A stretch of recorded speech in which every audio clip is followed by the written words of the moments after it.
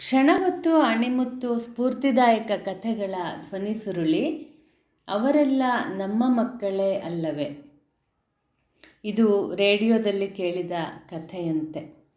Shri gym Wallis ಅವರ ಹೂ speaks for god ಎಂಬ ಪುಸ್ತಕದ ಹೃದಯಸ್ಪರ್ಶಿ ಘಟನೆಯನ್ನು ತಿಳಿಸಿದವರು ಹೆಡ್ವಿಗ್ ಲೂಯಿಸ್ ಮಹಾಶಯರು.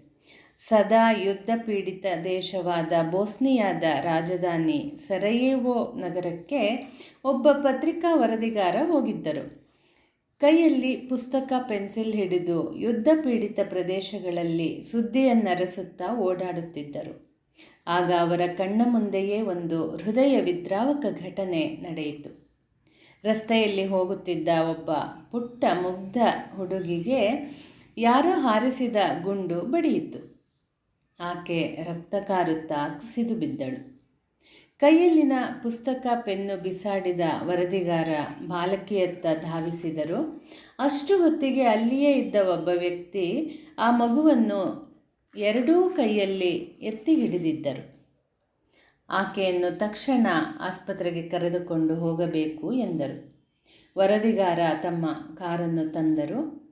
ತನ್ನ ತೊಡೆಯ ಮೇಲೆ ಮಗುವನ್ನು ಮಲಗಿಸಿಕೊಂಡಿದ್ದ ವ್ಯಕ್ತಿ ಮತ್ತು ವರದಿಗಾರ ಆಸ್ಪತ್ರೆಗೆ ಹೊರಟರು. ಆ ವ್ಯಕ್ತಿ, ಬೇಗ ಆಸ್ಪತ್ರೆಗೆ ಹೋಗೋಣ ಗೆಳೆಯ, ನನ್ನ ಮಗು ಇನ್ನೂ ಬದುಕಿದೆ ಎಂದು ಆವರಿಸಿದರು. ಸ್ವಲ್ಪ ಸಮಯದ ನಂತರ, ಇನ್ನೂ ಬೇಗ ಹೋಗಿ, ನನ್ನ ಮಗು ಇನ್ನೂ ಉಸಿರಾಡುತ್ತಿದೆ ಎಂದರು. ಇನ್ನೂ ಕೊಂಚ ಸಮಯದ ನಂತರ, ದಯವಿಟ್ಟು ಬೇಗ ಬೇಗ ಹೋಗಿ, ನನ್ನ ಮಗುವಿನ ಮೈ ಇನ್ನೂ ಬೆಚ್ಚಗಿದೆ ಎಂದರು. ವರದಿಗಾರ ಸಾಧ್ಯವಾದಷ್ಟು ವೇಗವಾಗಿ ಕಾರನ್ನು ಓಡಿಸುತ್ತಿದ್ದರು. ಕೊನೆಯಲ್ಲಿ ಆ ವ್ಯಕ್ತಿ, ಅಯ್ಯೋ ದೇವರೇ, ನನ್ನ ಮಗುವಿನ ಮೈ ತಣ್ಣಗಾಗುತ್ತಾ ಹೋಗುತ್ತಿದೆ, ದಯವಿಟ್ಟು ಇನ್ನೂ ಬೇಗ ಬೇಗ ಹೋಗಿ ಎಂದು ಗೋಗರೆದರು.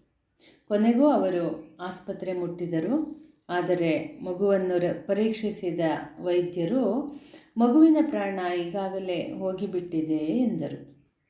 ಆ ವ್ಯಕ್ತಿ ಬಿಕ್ಕಳಿಸಿ ಬಿಕ್ಕಳಿಸಿ ಅಳುತ್ತಿದ್ದರು. ವರದಿಗಾರರಿಗೆ ಹೃದಯವನ್ನೇ ಹಿಂಡಿದಂತಾಯಿತು. ಅವರ ಕಣ್ಣಲ್ಲೂ ನೀರು ತೊಟ್ಟಿಕ್ಕಿತು. ಇವರಿಬ್ಬರ ಕೈಗಳು ರಕ್ತಮಯವಾಗಿದ್ದರಿಂದ ಕೈ ತೊಳೆದುಕೊಳ್ಳಲು ಹೋದರು. ಆಗ ಆ ವ್ಯಕ್ತಿ, ನಾನು ಆ ಹುಡುಗಿಯ ತಂದೆಗೆ ಮಗು ಸತ್ತು ಹೋಯಿತೆಂದು ಹೇಗೆ ಹೇಳಲಿ?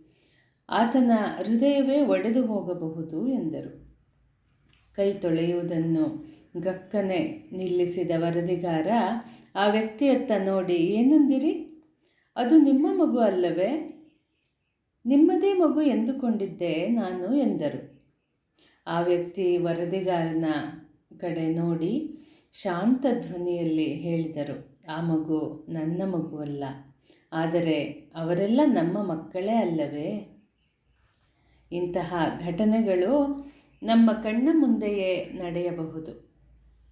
ನಮ್ಮ ಕೆಲಸವೇ ಹೆಚ್ಚೆಂದು ನಾವೇಕೆ ತಲೆ ಕೆಡಿಸಿಕೊಳ್ಳಬೇಕೆಂದು, ನಮ್ಮ ಹಸ್ತ ರಕ್ತಸಿಕ್ತವಾಗಬಾರದೆಂದು, ಇದು ಯಾರದೋ ಮಗುವೆಂದು ನಾವು ಭಾವಿಸುತ್ತೇವೆಯೇ?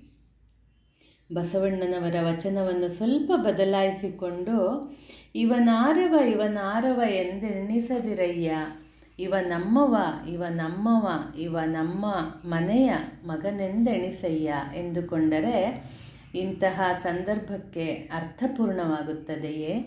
ಮುಂದಿನ ಸಂಚಿಕೆಯಲ್ಲಿ ಮತ್ತೆ ಭೇಟಿಯಾಗೋಣ. ಧನ್ಯವಾದಗಳು.